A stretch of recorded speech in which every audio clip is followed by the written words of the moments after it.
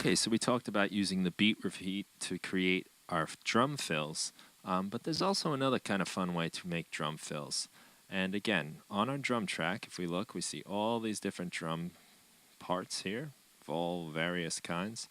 But down here at the bottom, I have these two little groups here. On this one clip here, if we look at it, and I'll play it for you, it's simply a snare drum fill. Just the snare drum fill, nothing else, okay? So what I do here is I have this drum fill, this clip. If we look at our launch properties by clicking this little L, this is set to quantization of 1/16. Normally, most of my clips are quantized to the global, which is 1 bar. However, this one is quantized to 1/16, which means it will start firing at the next 16th note after I click play. Most other clips are going to wait till the bar comes around again to 1. This one will fire off on 16th notes. Now, what I've done here is I've mapped this particular button to this button on my MPK Mini. So what I can do here now is, let's say I'll pick a clip, we'll play this drum beat here. Okay, turn down the tempo a little. And when I hit this button, I'll immediately get a snare drum fill. And then I can just come back to my drum hit right there. So,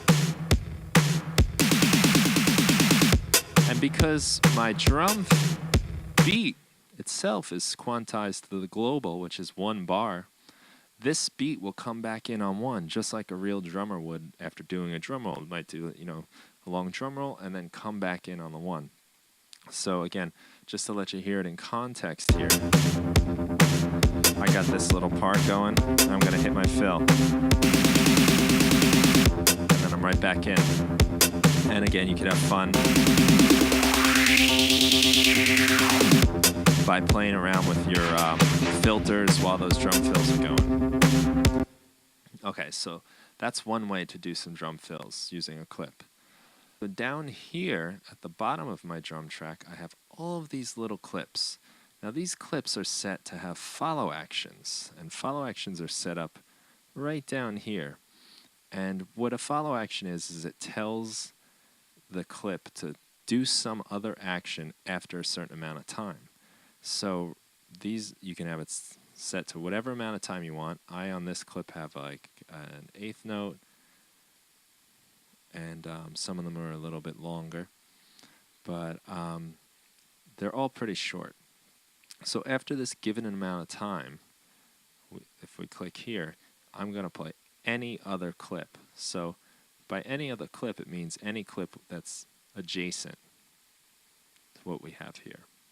So any other clip will be fired once the best way to do it is just show you. So I'm going to hit this drum.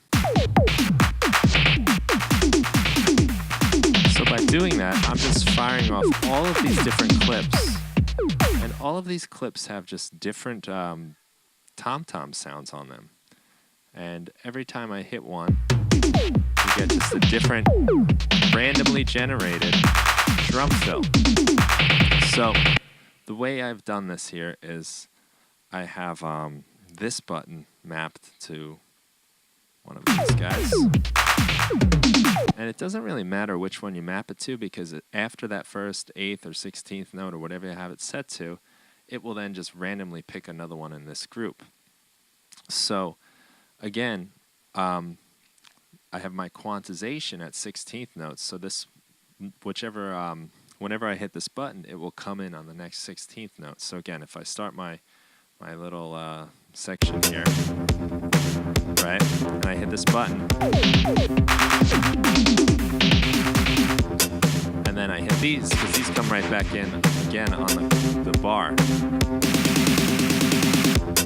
So I now have the ability to do lots of different drum fills and come right back in on time. And I can even mix them together. So again, if I hit this button, and then I hit these, because these come right back in again on the bar. So I now have the ability to do lots of different drum fills and come right back in on time. And I can even mix them together. And I can even mix them together. So again, if I hit this button, and then I hit these, because these come right back in again on the bar. So I now have the ability to do lots of different drum fills and come right back in on time. And I can even mix them together. So following our beat repeats from before.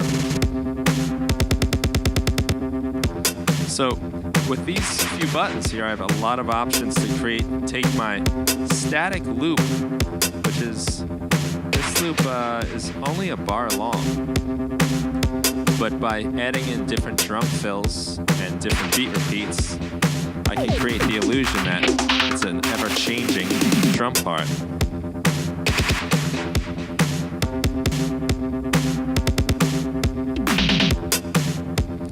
And again, it's a very fun way to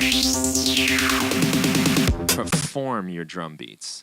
So again, when you want to have a group of different sounds, when you want to make use of these follow actions, basically all you have to do is group a bunch of adjacent clips. So now this will never go to this clip because there's a space between them, but it will always bounce between these. And I set all of these clips here to have a follow action, a certain amount of time. Sometimes it's 2, sometimes it's 1. And it can be whatever you want. It's up to you how fast you want it to switch to different drum parts. And then under here, I have any selected. You can select different things. You can have it go back to the first clip. You could have it go to the last clip, the next clip, the previous clip. You could just have it play again. You can have it stop after it plays for that amount of time. You can have it go to other. The difference between any and other, any could very well play the exact clip you are already playing again. Other will go to any other clip. So I like any because it's even more random, because I might get, if I trigger this clip, I might get it to play a couple times in a row. And it just creates more randomness. So my drum fills are really never the same.